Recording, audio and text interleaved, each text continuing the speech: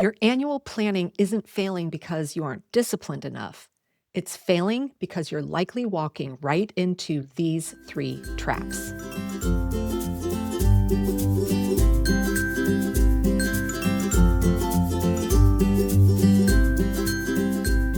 Well, hey, friends, today I'm really excited because I'm going to be breaking down the three common traps that I see women making over and over again when it comes to long term, more goal setting, strategic planning. All right. Because I want to make sure that you are not falling into these traps. Now, before we dive in, you've probably heard us talking about here that the annual Planapalooza planning event is coming up in October of 2025. And we actually have our early bird tickets on sale right now. People are already jumping in, grabbing their tickets. And I want to share with you what Christine posted just this morning. She shared, "This is my third time at Planapalooza, and my whole family knows just how important it is. It sets our entire family unit up for success and keeps us all communicating the same way and supporting each other's goals." Guys, what we're going to be talking about today, yes, I use this for my own personal use for both business and personal, but this is something that your entire household benefits from when you really understand the right way to do long term planning. So let's go ahead and jump in and break down the three most common mistakes or traps that people fall into. And if I'm being perfectly honest, these were mistakes that I made for years. Now, you can know that like there's a sign that you have probably making one or more of these if you've ever felt this way. Maybe it's you're rolling into Q4, right, which we're about to be doing here, and you either remember some goals that you set for yourself at the beginning of the year, or you're doing some cleaning and you find that notebook or that journal that you were using last January to like map out all the amazing things that were going to happen this year. And you start flipping through it and you feel awful. So you're like, man, I haven't done any of this, right? I've been there. I know that feeling. And it's like this sickening, sinking, feeling in the pit of your stomach.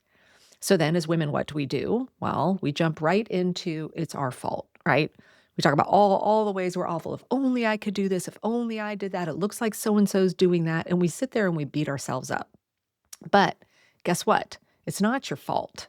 The reality is you were likely using some type of long-term planning tool or aid or even little workbook that fell short. It led you straight into one of the three traps. So now you're going to have the awareness of what those are, and most importantly, what we can do to make sure we don't fall into that. So trap number one, and I have talked about this before on the podcast, so I'm not going to belabor this point, but trap number one, the most common one, is what I call planning in a vacuum. Meaning you are doing your long-term goal setting, planning, visioning, etc., without including the realities of your current life and like what is already spoken for, what you've already made commitments for the next 6 to 12 months. Because let's face it, usually when you buy one of those goal setting workbooks, right?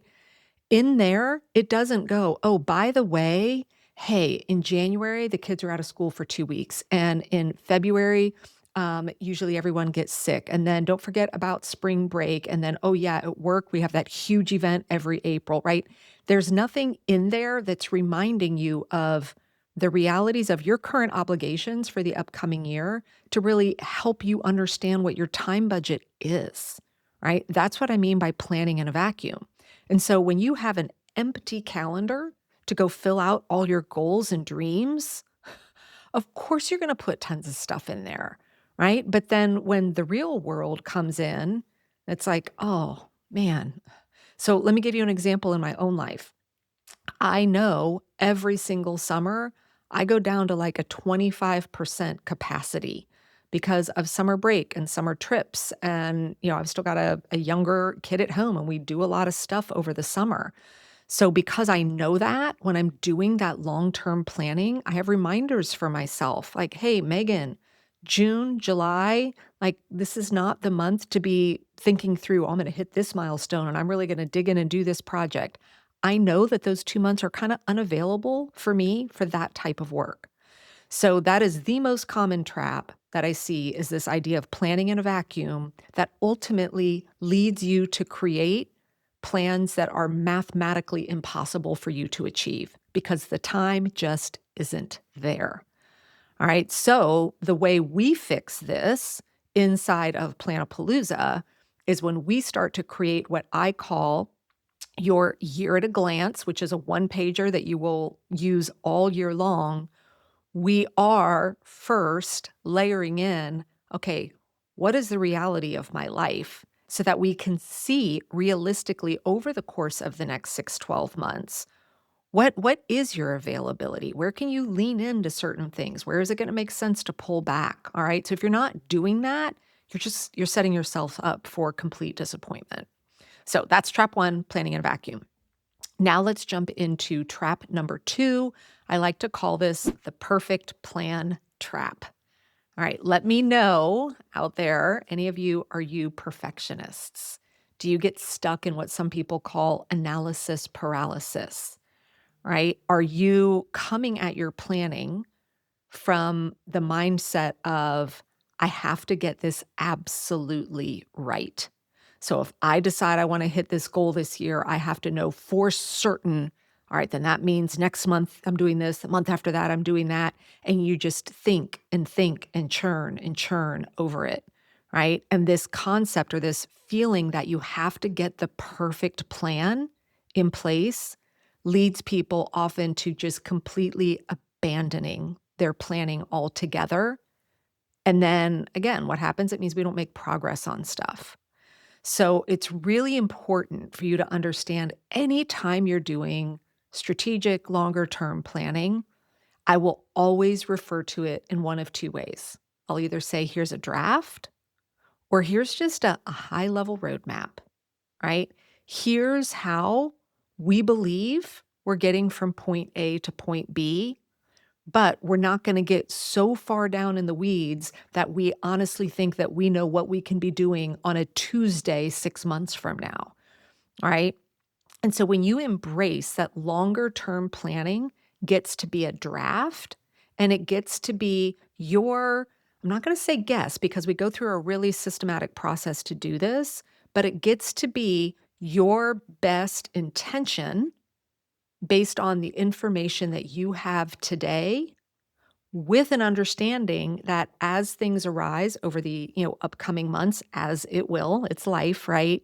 That you have the right to shift your plan a little bit, right? And the reason why people fall into this perfectionist, this idea of I've got to get the perfect plan, a lot, it's one of two reasons. One, you are a perfectionist, but two, and this is the one that I think is more honest for a lot of people, is they don't know how to go back. They don't have the systems to go back, reevaluate, and adjust the plan. They're not sure how to do that. They're like, well, I've created the plan and now this other thing happens.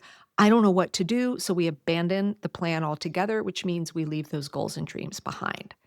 All right. So the way to fix the perfect plan trap problem is number one, embrace this idea of this is a roadmap.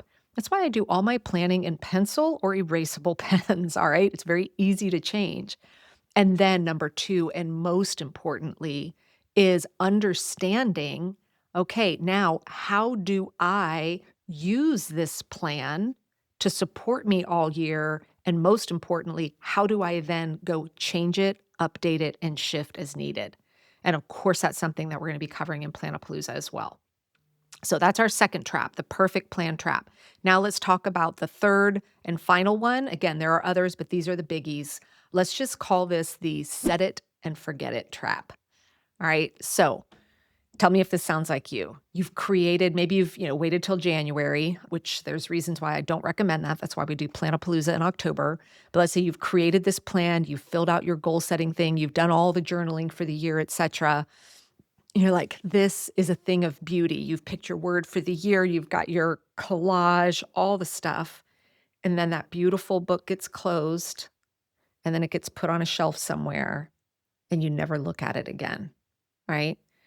This set it and forget it mentality is one where this long-term planning is treated as if it's a one-time event, and it's not treated as an ongoing system, right? They've done the work, but then they don't have the cadence, the tools, or the knowledge of how to then take that plan and what should they do on a quarterly basis with it? What should they be doing on a monthly basis with it? What should they be doing on a weekly basis with it? What are the right ways to update it? How do we check in on that, right? If you have this set it and forget it, well, I did it, right? But you don't now know how to use it all year long. Well, then honestly, I believe that your planning is just a waste of time, right? So this is again within Planapalooza, this is why I teach you how to create, and you're actually going to create it with me during the event, the two key tools that I use all year long. One is called your year at a glance, and the other is called your annual one pager. And guys, these two things they're each just one piece of paper, and they sit as the first two pages inside of my top planner. Now, you can do yours digitally, you don't have to do it on paper, but I am looking at them all the time.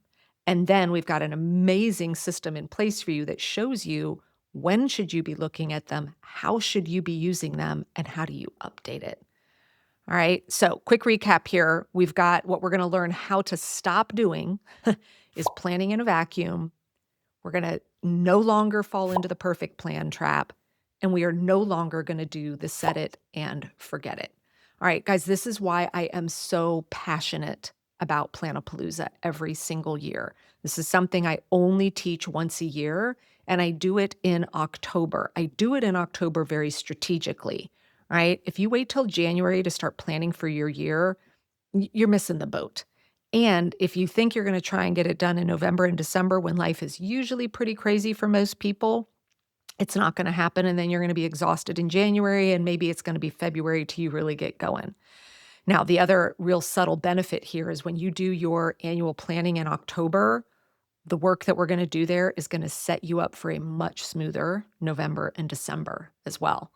All right, now understand the tools and the assets that you're going to be building inside of Planapalooza. Remember, this is a living, breathing roadmap. This is not a set it and forget it. I'm going to show you exactly how to plan for flexibility and how to adjust and pivot as life happens with your annual plan. All right, Planapalooza is not a quote goal setting workshop. It's about creating a realistic roadmap that works with your real life and then giving you the systems to actually make it happen.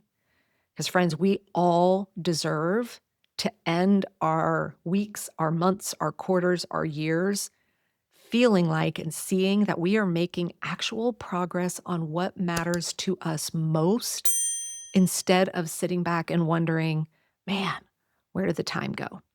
So if you're ready to join us at Planapalooza, head over to megansumrell.com/plan. You can grab your early bird ticket today, and let's make sure that this is the year you don't fall into any of those three long-term planning traps.